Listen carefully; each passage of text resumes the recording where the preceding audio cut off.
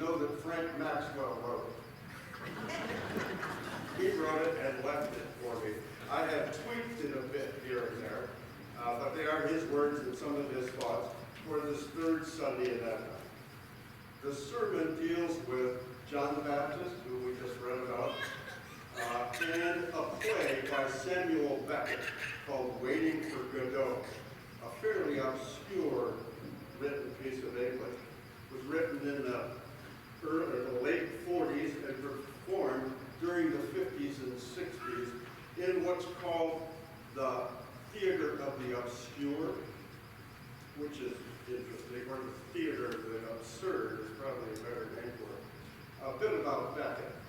Beckett was an Irish playwright. He was born in 1906 and died in 1989. He was awarded the Nobel Prize in Literature in 1969. Beckett was one of the first writers in the theater of the absurd, which is generally about existentialism, and that is that human experience or existence has no purpose or hope. A fairly grim or dark look at life. Beckett was somewhat eccentric, but apparently quite brilliant, even though he had dark thoughts. A couple of quotes that I found that were attributed to him that I really like says, "You're on Earth, there's no cure for that." That's kind of interesting. And then, "We are all born mad, some remain so."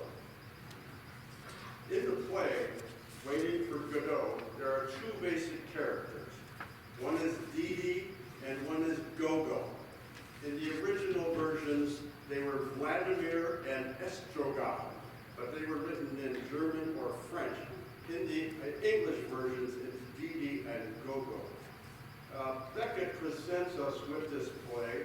It's a strange and confusing moods, which we can feel but can't describe with any great precision. In the play, it's a play without a developing plot, which is a little weird and a little obscure to me. I read it 60-some years ago and didn't understand it, and I'm not sure I do now. The two principals, as I said, are Dee Dee and Gogo, two tramps whose lives are intertwined. Dee Dee is the intellectual, and like most intellectuals, he has many worries about which he likes to speculate and chatter. He's not a religious man, but he seems to have within him the debris of a faith that he has lost. He seems to have some hope of redemption.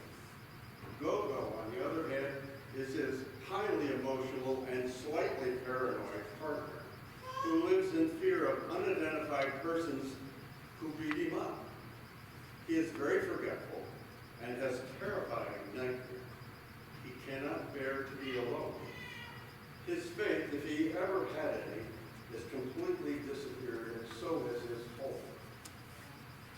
These two tramps live in a very dreary place, waiting for help of some kind from a local landlord, whom they simply refer to as Godot.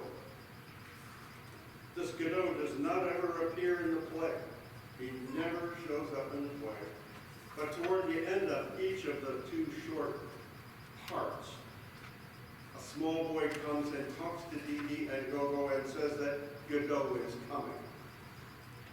Gogo doesn't believe that Godot is coming, but he keeps close to Dee Dee, who's the intellectual, who lives in the expectation that Godot will come. So it's confusing in a number of ways. It's a kind of a drama that invites an intensely personal response. Many have said that Godot is actually God, and that Beckett is presenting a choice for the observers of the play. One of the choices is we can wait expectantly and hopefully for Godot. That is, wait for some special insight or some awareness which will show us that in our human predicament there is meaning and purpose. Or, on the other hand, we can choose to tell ourselves that Godot is not going to come, that there is no Godot, and in the final analysis, our human existence is without meaning. Beckett's work as a whole suggests that he opts for the second choice. Although he seems a reluctant non-believer, almost as if he were saying, of course there's no Godot, but I wish there were. Many in our own day move toward Beckett's second choice, feeling that ultimate meaning will always elude them and that Godot, although he may send messengers to announce that he is coming, never comes.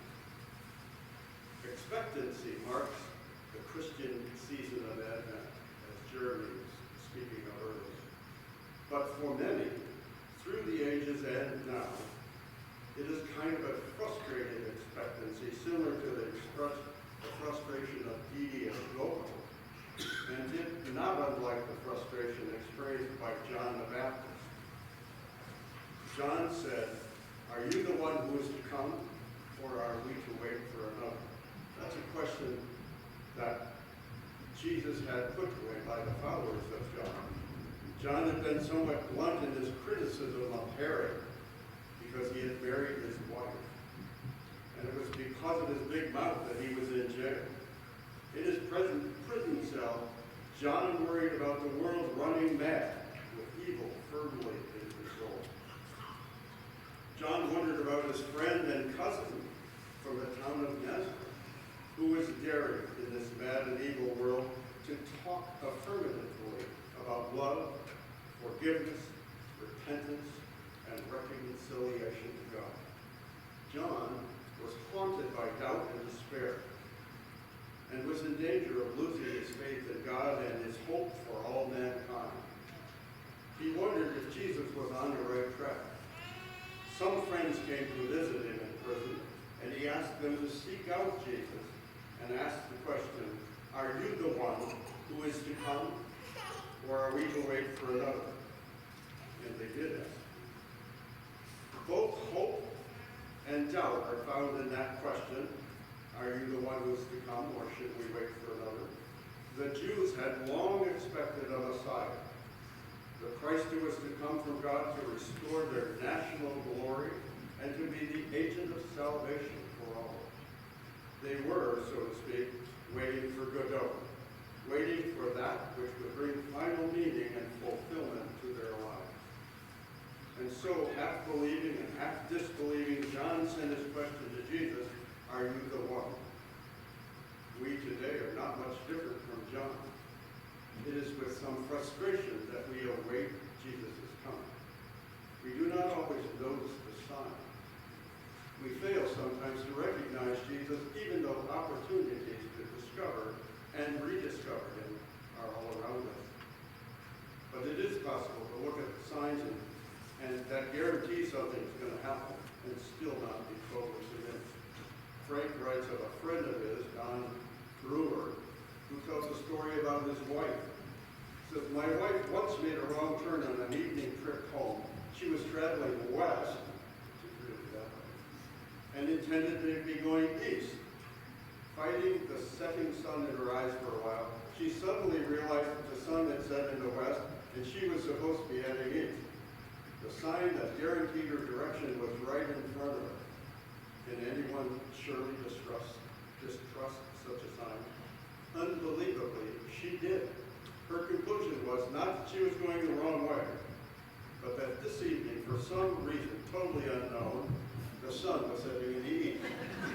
Does that sound familiar to some of you guys?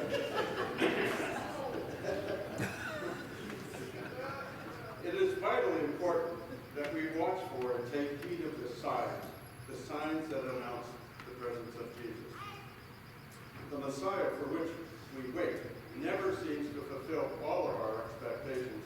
It seems that no matter who finally comes, we are never really satisfied. Frank writes about a general board at a rural church in Indiana, and says, "Elder Smith recommends we hire Mr. Johnson as our student minister. He has a background in music and a history of working with children and young people. The music and youth are two areas of the church where we need improvement." 18 months later, there was another notation in that same record. It said, "Elder Jones made the motion that we fire Mr. Johnson, our student minister. The man spends too much time working with the kids in the church, and it seems that all we do is sing during the service. We need more preaching and someone to work with older people. Now that does sound familiar. In verses 7 and 8 of today's lesson, Jesus addresses some of this no-win criticism that was leveled both at him and at John. What did you go into the wilderness to behold? He said. They wanted an earthly king and not a simple carpenter. So often, it seems that folks want the church to supply simple answers for complex situations. We are frustrated people because so often we forget to tap our main resource for survival. The way of Jesus is still available to us. In the teaching of Jesus, the major clue to the meaning of life is the force of love. Not as a mere sentiment or emotion, but as an active, sometimes sacrificial, willing of the good of others. That kind of love requires self-forgetfulness. Meaning in life does not come to those who cultivate and coddle the self, who spend all of their time and energy searching for their identity. Meaning in life comes to those who move out from an ingrown self-concern to loving, accepting, and respecting relationships with others. Fulfillment comes to those who make sacrifices, not those who make demands. We do wait for Jesus, all of us. Let us not be frustrated in our expectations. Let us not be blind to a God who is active in our world even now. Let us not ignore the opportunities for service and ministry. A Christian need not wait for Godot, hoping against hope that he will come. The Christian already has the answer to that question. Are you the one?